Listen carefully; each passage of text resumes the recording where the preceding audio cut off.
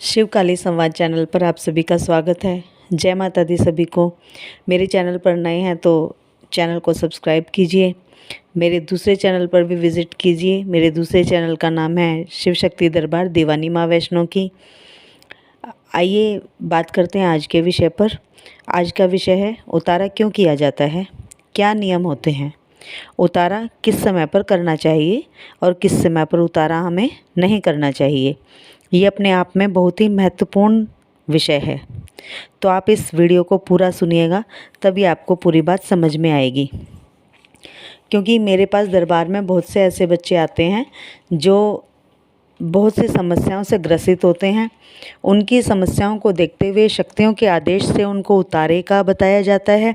तो बच्चों के बहुत से सवाल होते हैं उतारे से संबंधित, तो आज वही सब मैंने क्लियर करने की कोशिश की है। तो आइए आते हैं अपने टॉपिक पर। उतारा क्यों किया जाता है, क्या नियम है उतारे के। ये अपने आप में बहुत ही महत्वपूर्ण विषय है, तो आप इस वीडियो को पूरा सुनिएगा। देखिए, सबसे पहले तो ये बात आती है कि हमें उतारा क्यों करना चाहिए। उतारा एक तरह से हम कह सकते हैं कि एक औषधि के रूप में हमारे लिए काम करता है। अगर सामान्य दृष्टि से देखें, साधारण दृष्टि से देखें तो लोग इसको टोना टोटका कहते हैं, लेकिन टोना टोटका नहीं है ये तो अपने आप में ही एक महत्वपूर्ण विषय है। और जो कार्य अपनी भलाई के लिए किया जाता है, किसी की बुराई के लिए नहीं किया जाता, तो वो बुरा नहीं होता है। तो ये उतारा भी अपनी भलाई के लिए ही किया जाता है। तो उतारा क्यों किया जाता है? देखिए, जब हमें किसी की या तो हाय लगती है, या तो नज़र लगती है, या किसी की हमें बद्दुआ लगती है, नज़र दोष होता है। जैसे किसी की नज़र ऐसी होती है जो हमें लग जाती है, हमें कष्ट देती है, हमें पनपने नहीं देती, या फिर हमारे ऊपर किसी ने जादू टोना किया है, कोई काला जादू किया है, या कोई हमारे ऊपर चौकी छोड़ देता है, या हमारे ऊपर कोई मूठ छोड़ देता है, या इस प्रकार की कोई तांत्रिक क्रिया हमारे ऊपर कर देता है, या हमारे ऊपर कोई शमशान की राख डाल देता है, या शमशान की राख खिला देता है किसी भी वस्तु में मिला करके, तो उन सभी चीज़ों से बचने के लिए इन सब की जो काट होती है वो उतारे के माध्यम से की जाती है। इसीलिए उतारा किया जाता है।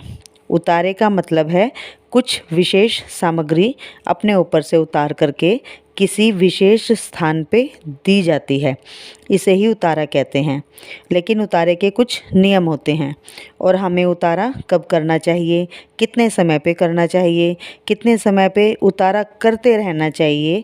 अगर हम उतारा की बात करें कि हमें उतारा कैसे करना चाहिए और कितने कितने समय के बाद करना चाहिए, कितने अंतराल में करना चाहिए। अगर हम ये चाहते हैं कि हमारे इष्ट देव, हमारे कुल देवी देवता, स्थान भैरव किसी भी प्रकार का कोई कष्ट हमें ना दें और हमारे ऊपर उनकी कृपा हमेशा बनी रहे, तो हमें उतारा अवश्य करना चाहिए। और हर व्यक्ति को उतारा करना ही चाहिए, क्योंकि आज के समय में ऐसा कोई भी व्यक्ति नहीं है जिसको नज़र ना लगती हो, हाय ना लगती हो, किसी की बद्दुआ ना लगती हो। तो ऐसी परिस्थिति में हर व्यक्ति को समय समय पे उतारा करते रहना चाहिए। हमें उतारा हर हफ्ते भी कर सकते हैं, हर 15वें दिन भी कर सकते हैं, और महीने में एक बार भी कर सकते हैं। ये हमारी सुविधा के ऊपर होता है। अगर आपको कोई परेशानी दिखाई देती है तो आप हर हफ्ते भी उतारा कर सकते हैं। तो उतारे के लिए एक दिन निश्चित होता है।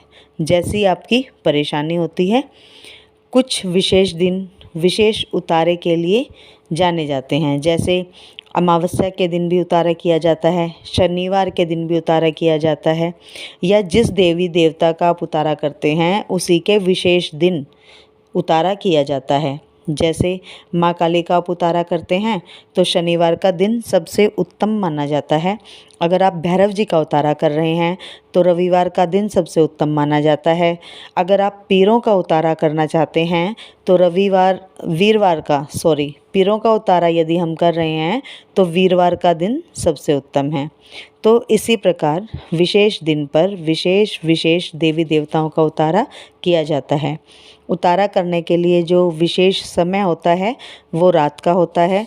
रात के समय हमें उतारा करना चाहिए, और उतारे का जो समय है वो रात को 11:30 बजे से पहले का ही होता है।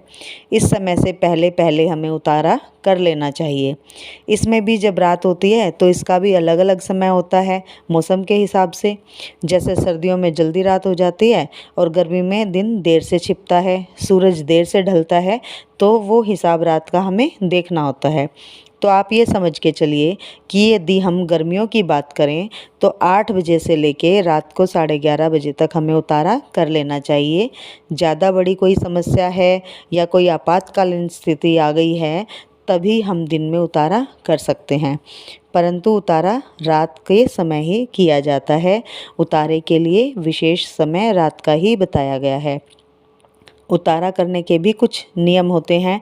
जब उतारा कोई व्यक्ति करता है तो उतारा 2 व्यक्तियों से होता है। जैसे कि एक व्यक्ति तो वो जिसके ऊपर से उतारा किया जा रहा है और एक व्यक्ति वो जो उतारा करता है। तो जो व्यक्ति उतारा कर रहा है उसने भी काले वस्त्र धारण ना किए हों, ये ध्यान रखें। और जो व्यक्ति उतारा करवा रहा है, मतलब करने वाला और करवाने वाला दोनों ही व्यक्तियों को काले वस्त्र धारण नहीं करने हैं, ये ध्यान रखना है। और जिस व्यक्ति का उतारा हो रहा है उसके बाल पूरी तरीके से खुले होने चाहिए उतारे के समय। जैसे कोई स्त्री, यदि किसी स्त्री का हम उतारा कर रहे हैं तो उसके बाल बंधे हुए नहीं होने चाहिए, चोटी या जूड़ा उसका कुछ भी बंधा हुआ नहीं होना चाहिए उतारे के समय।